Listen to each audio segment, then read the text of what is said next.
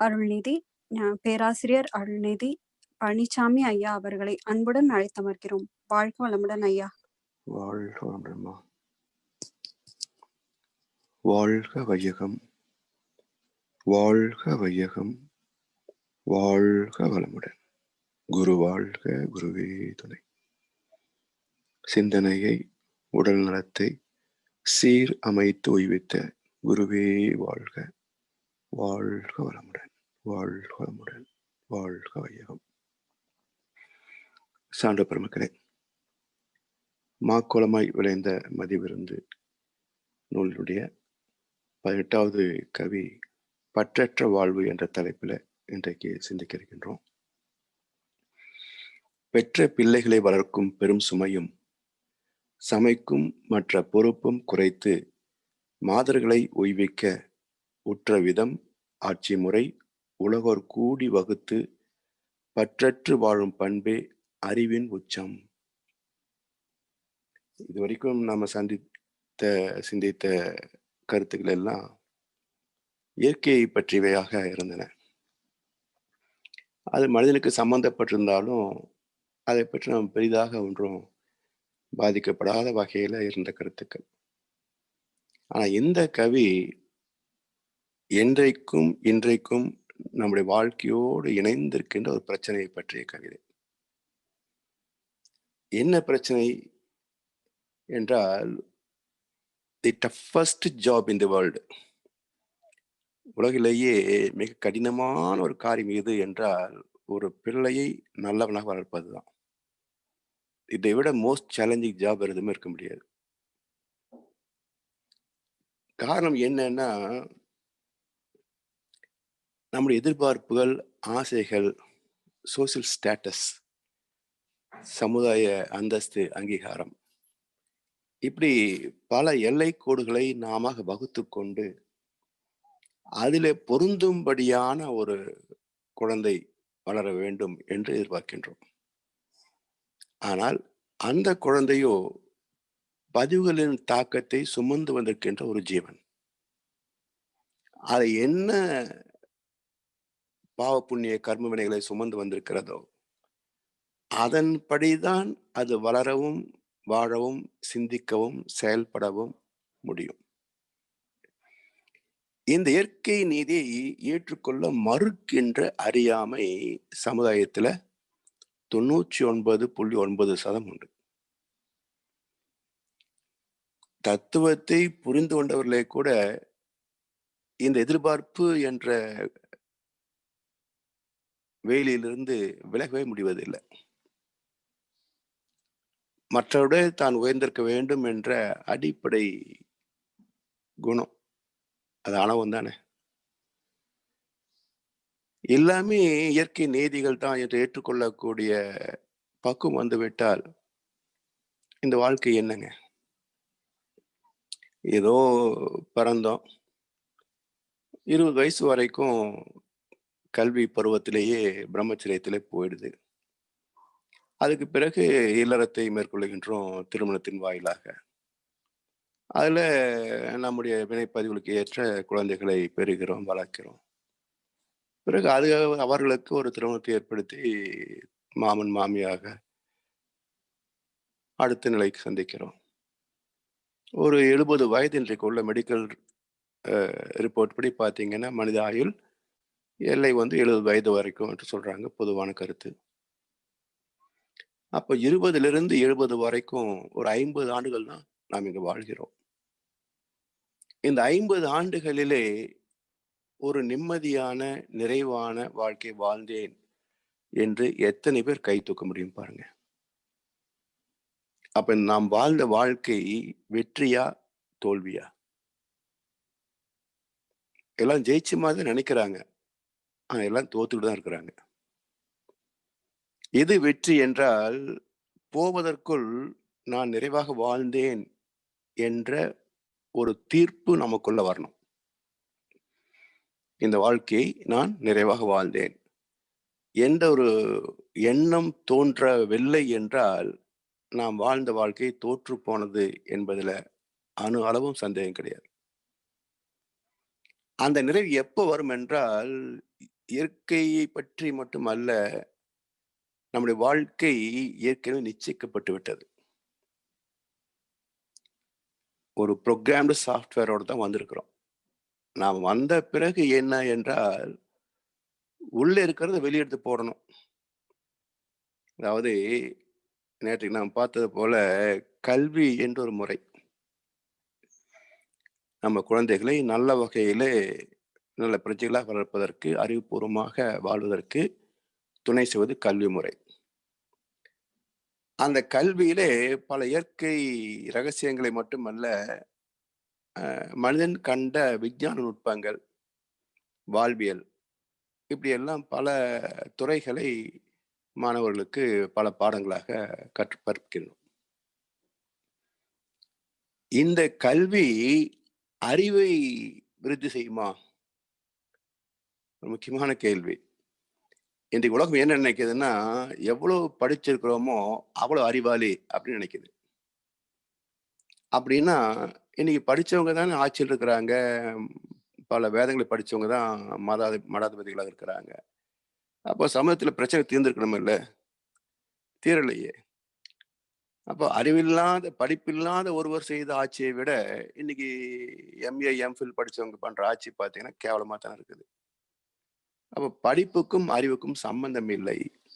ஏன் அப்படின்னா, கல்வி என்பது வெளியே இருந்து உள்ளே போவது. அறிவு என்பது நமக்குள் இருந்து வெளிப்படுவது. அப்ப இந்த கல்வி உள்ளே போனா, அது அந்த அறிவோடு கலந்து வெளிவரணும். அப்படி வருகின்ற போதுதான் கல்விக்கே சிறப்பு கிடைக்கும். கல்வியின் பயன் அறிவோடு வெளிவரணும். உள்ளேயே போயிட்டு இருக்குன்னு வச்சுங்களேன், காலங்காலமா படிச்சுட்டே இருக்கிறோம். ஆனா ஒரு கருத்தையும் நம்ம செயல்படுத்தவில்லை என்றால், இது பிரயோஜனமில்லாத படிப்பு தானே. இந்த புத்தக புழுவால. அவனுக்கும் பிரயோஜனம் இல்ல, குடும்பத்துக்கும் பிரயோஜனம் இல்ல. எனவே அறிவுபூர்வமாக வாழ வேண்டும் என்றால், அந்த சிந்திக்கின்ற திறத்தை தூண்டுகின்ற கல்வி முறை இருக்கணும். அது இருந்திருந்தால் இந்த சிக்கல் எல்லாம் எப்பவோ தீர்ந்திருக்கும். ஏன்னா பெண் சுதந்திரத்தை பற்றி காலங்காலமாக ஞானிகளும், தீர்க்கதரிசிகளும், சிந்தனையாளர்களும், சமுதாய நலன் நாடுபவர்களும் பேசிக்கிட்டே தான் இருக்கிறாங்க. ஆனா எங்கே மாற்றம் வந்ததுங்க? அதாவது தபேலாவுக்கு ஒரு பக்கம் இடி, மத்தளத்துக்கு 2 பக்கம் இடிம்பாங்க. அது மாதிரி ஆண்களுக்கு சம்பாதிப்பது என்ற ஒரு பக்கம் இடி மட்டும்தான்.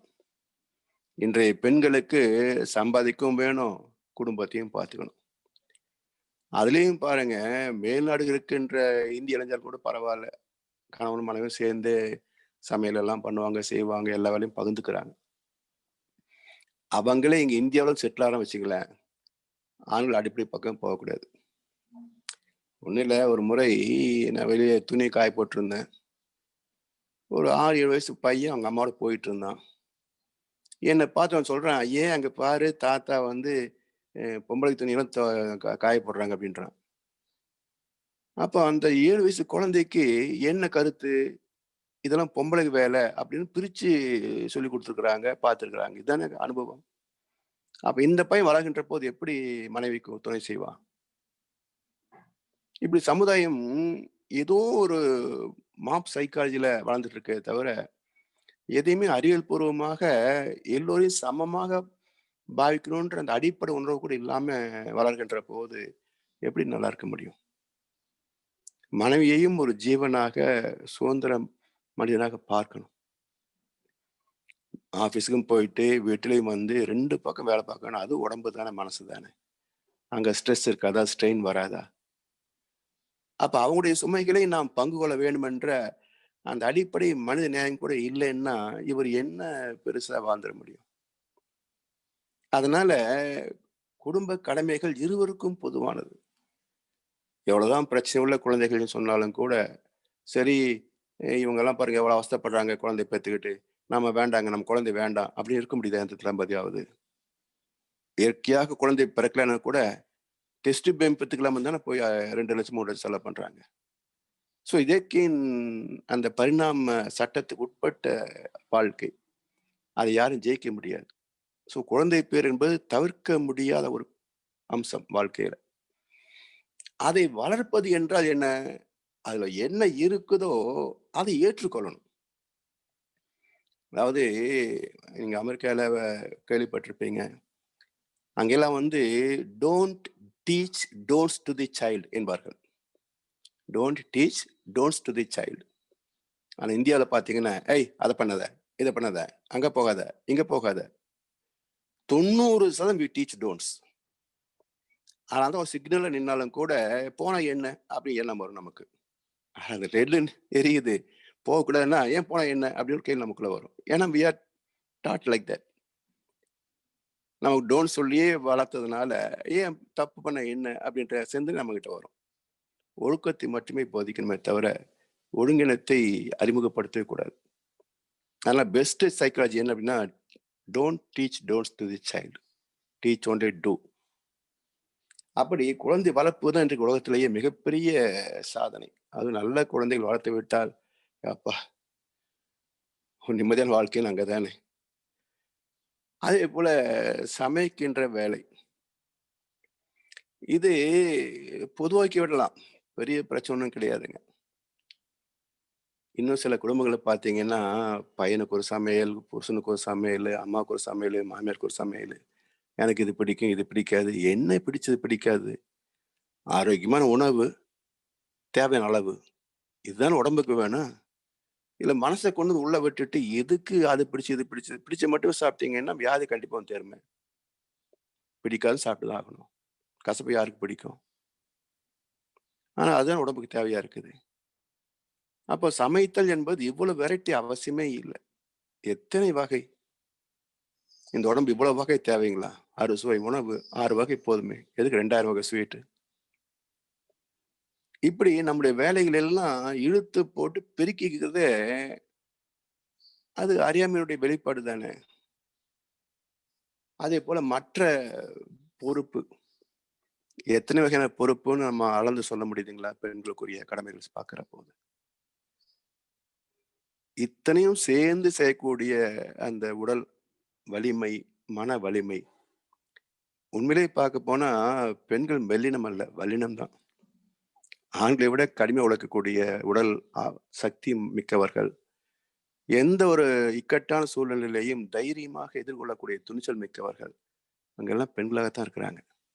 ஒரு சின்ன ஒரு தலைவலி வந்தா கூட இவரு நீட்டி படுத்துக்கிட்டு தைலம் கொண்டா தேய்ச்சு விடும்பாரு. அவங்க காய்ச்சலே எந்திரிச்சு போய் சமையல் வேலை பார்க்குறாங்களா இல்லையா? அப்ப யாருக்கு மனோதிடம் அதிகம்? ஆனா இதெல்லாம் யோசிச்சு பார்த்து, மற்ற பொறுப்பும் குறைத்து மாதர்களை உய்விக்க. இது சரியான வார்த்தை. நான் சமையல் கட்டுலயே வெந்து செத்துப் போறேன் அப்படின்னு பல இடங்கள்ல பேசுவாங்க. இங்கேயே சாக வேண்டியிருக்குது அடுப்பறைக்குள்ளேயே அப்படிம்பாங்க. அது மாரி சாமிஜி நீங்க சாக வேண்டாம். உங்கள எல்லாம் வாழ வைக்கலாம் அப்படின்னு சாமி சொல்றாங்க. மாதர்களை உய்விக்க. உற்ற விதம் ஆட்சி முறை. ரொம்ப முக்கியமான சீர்திருத்த கருத்து இது. ஏன்னா, சமுதாயத்தில ஆட்சியாளர்கள் ஒரு சட்டத்தை வகுக்கின்ற போது, அது எல்லோருக்கும் பயன்படக்கூடிய வகையில அமையணும். சமத்துவமாக அமையணும். அந்த ஆட்சியில் உள்ளவர்கள் எதையுமே சிந்திப்பதே கிடையாது. அவங்க வாங்கவும், எண்ணவும், சொத்து வாங்கவும் இப்படியே வாழ்ந்துடுறாங்களே தவிர, சமுதாயத்தில் என்ன மாற்றங்களை நாம் கொண்டு வர வேண்டும் என்ற சிந்தனையே இங்கே இந்தியாவுல எங்க இடத்துலயும் கிடையாது. ஏதோ வெந்தய தின்னு விதி முடிஞ்சா சாவுன்ற மாரி தான் வாழ்றாங்க. ஸோ எல்லாருமே ஒன்று கூடி இந்த வாழ்க்கைய எப்படி நம்ம வந்து சிறப்பாக அமைத்துக் கொள்ள முடியும்? கண்ணுக்கு தெரியாத கடல வச்சுக்கிட்டு ஏகப்பட்ட மதங்கள், பிரச்சனைகள், சச்சரவுகள். ஆட்சியில தகுதி இல்லாதவனை எல்லாம் மந்திரியாக்கிக்கிட்டு படுற அவஸ்தைகள். இதனால சமுதாயம் இன்னும் எந்த நன்மையான வாழ்க்கை வாழ வேண்டுமோ, அந்த இடத்துக்கு இன்னும் வருவதற்கான வழியே தெரியல. இதெல்லாம் என்னைக்கு எப்படி உருப்பட போறோன்றதே பயமா இருக்கிற அளவுக்கு தான் இன்றைக்கும் இருக்கு உலக அமைப்பு. அப்ப இதெல்லாம் மாற்றி அமைக்க வேண்டும் என்றால், எல்லோரும் ஒன்று கூடி சாமிஜி அழகா சொல்லுவாங்க, "வாழ உள்ளோர் அனைவருமே ஒன்று கூடி வகுத்திடுவோம் ஒரு திட்டம் வளமாய் வாழ." ஏன்னா, இன்னும் ஒரு 50 வருஷம் இங்க இருக்க போறோங்க மேக்ஸிமம். லைஃப் அப்படின்னு பார்த்தோம்னாக்க. 20 தொடங்கி 70 வரைக்கும் ஒரு 50 வருஷம் வாழப் போறோம். இதுல நிம்மதியா சாப்பிட்டு, நிம்மதியா தூங்கி, நிம்மதியா வாழ்ந்து, ஓகே ரைட் பூமிக்கு நன்றி சொல்லி புறப்படுவோம்.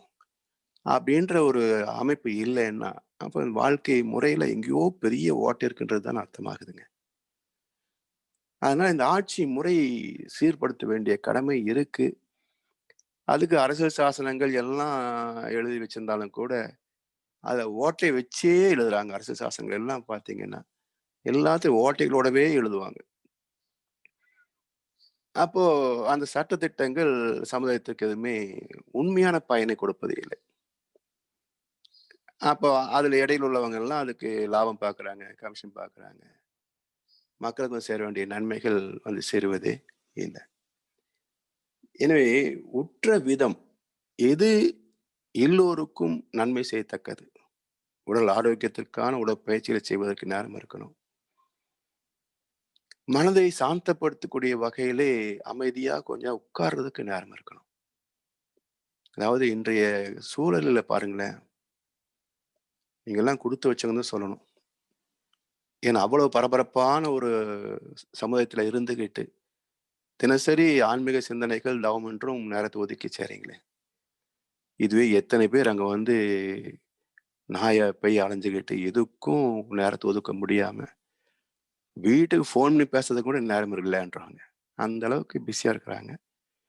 ஸோ அப்படிப்பட்ட சூழல் இருக்கிற நீங்க வந்து எதுக்குன்னு ஒரு நேரம் ஒதுக்கி சேரும்போது உண்மையிலே உங்கள பாராட்டுக்குரியவர்கள் தானே நீங்கலாம். அதனால மனித வாழ்க்கைக்கு மன நிம்மதிக்கான பயிற்சிகள் மிக மிக அவசியம். அதேபோல குழந்தைகளை நல்ல முறையில வளர்க்க வேண்டிய பொறுப்பும் இருக்கு. அப்போ இது எல்லாமே மகரிஷி ஒரு திட்டம் வகுத்திருக்கிறாங்க. அறிஞர்கள் குழந்தைகளை வளர்க்கும் திட்டம் என்று அற்புதமான ஒரு திட்டம் வச்சிருக்கிறாங்க. ஏன்னா, பெற்றோர் குழந்தைகளை வளர்க்கின்ற போது, இவங்களுக்கு என்ன தெரியுமோ அதத்தான் சொல்லி தர முடியும். அது இன்னும் கூட நுணுகி போனீங்கன்னா, பெண்கள் மிக மிக மதிப்புக்குரியவர்களாக ஏன் ஞானிகள் பேசுறாங்கன்னு பாருங்களேன். எந்த குழந்தையும் நல்ல குழந்தை தான் மண்ணில் பிறக்கையிலே. அவன் நல்லவனாவதும், தீயவன் ஆவதும் அன்னை வளர்ப்பதிலேன்னாங்க. மிக அற்புதமான கோவை செங்குட்டுவன் எழுதின பாட்டுங்க அது. சினிமா பாட்டு. என்ன கருத்துன்னா, அன்னை மட்டுமே வளர்க்கின்ற காலம் கர்ப்ப காலம். வேற யாரும் உள்ள போக முடியாது.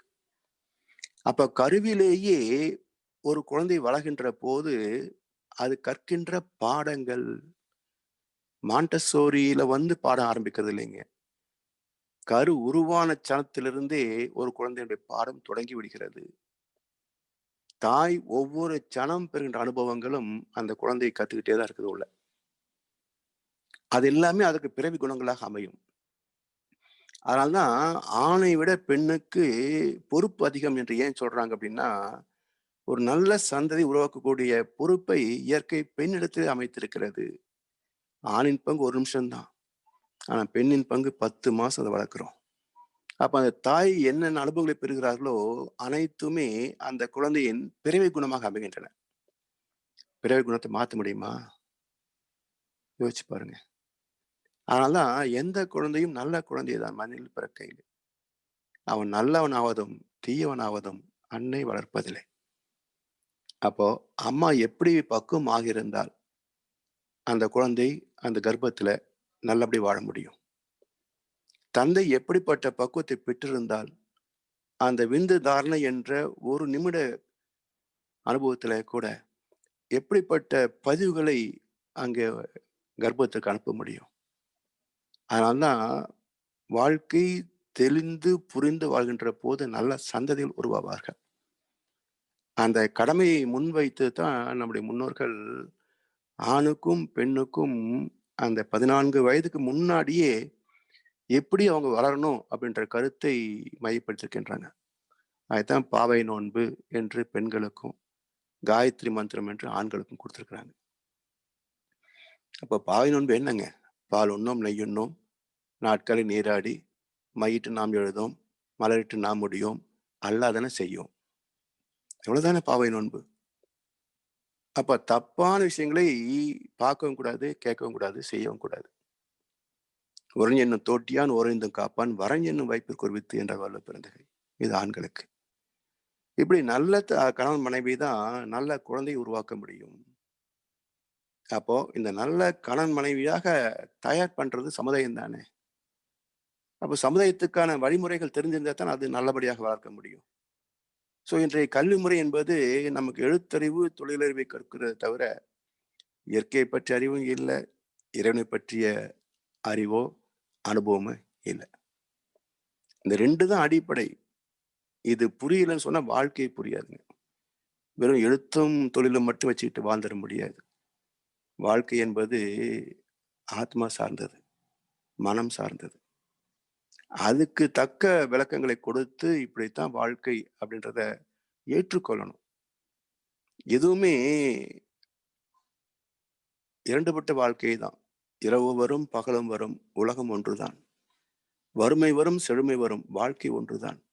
தனிமை வரும், துணையும் வரும், பயணம் ஒன்றுதான். இதுல ஒண்ணு வேண்டாம், ஒண்ணு மட்டும் எனக்கு போதும்னு எப்படி சாத்தியமாகும்? வாழ்க்கை என்பது ஏற்றத்தாழ்வுகள் தான். ஏறவும் வேணும், இறங்கவும் வேணும். அப்போ சமநிலையான மனசு இல்லைன்னா ஏற்றத்தாழ்வு எப்படி ஏத்துக்க முடியும்? அப்ப எதையும் ஏற்றுக்கொள்ளக்கூடிய மனம் வேண்டுமென்றால் meditation makes the mind receptive to reality. யதார்த்த வாழ்க்கையை ஏற்றுக்கொள்ளக்கூடிய மனப்பக்குவத்தை தருவது தியானம். அந்த தியானத்துக்கு துணை செய்வது தத்துவம் விளக்கங்கள். அப்போ வாழ்க்கையை பற்றிய தெளிந்த அறிவை பெற்றால்தான் நல்ல சந்ததி உருவாக்கக்கூடிய தகுதியை பெறுகிறான்.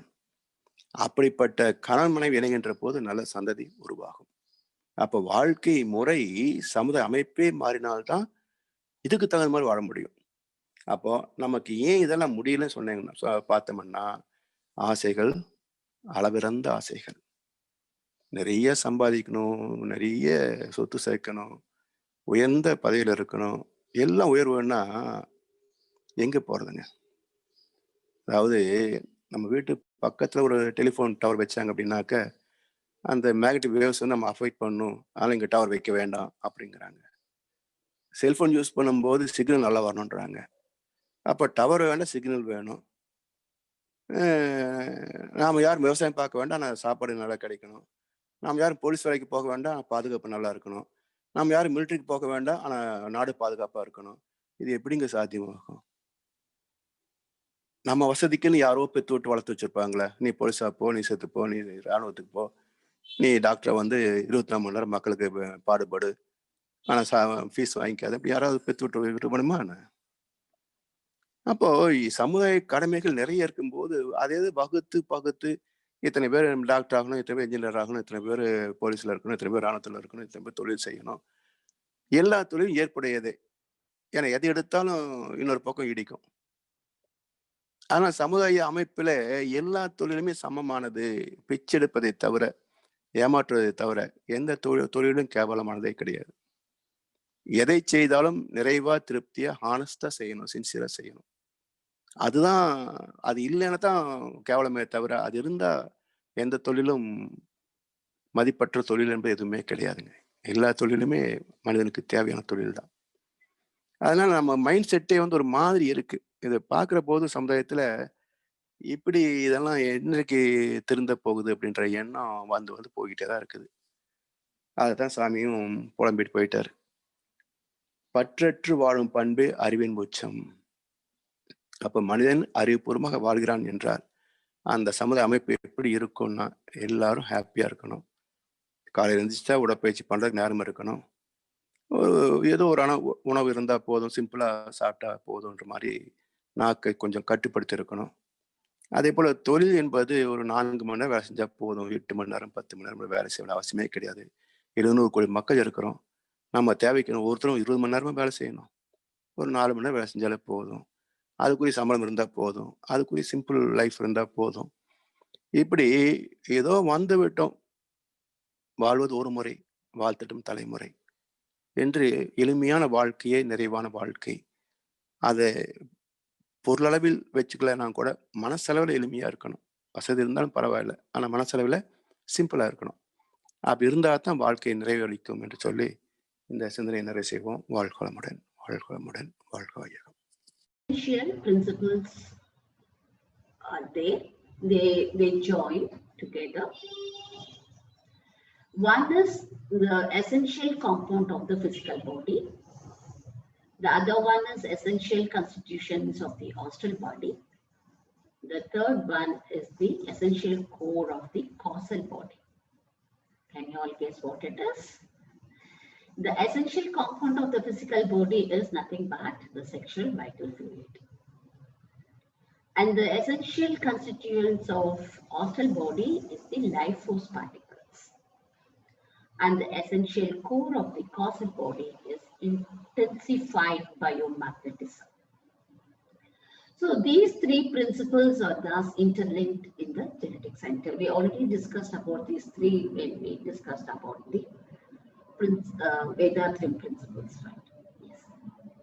So realizing the true and great values of the genetic center and its powerful and universally linked potential, the philosophers adore the living beings as temple of God because the living being has a genetic center. Thus,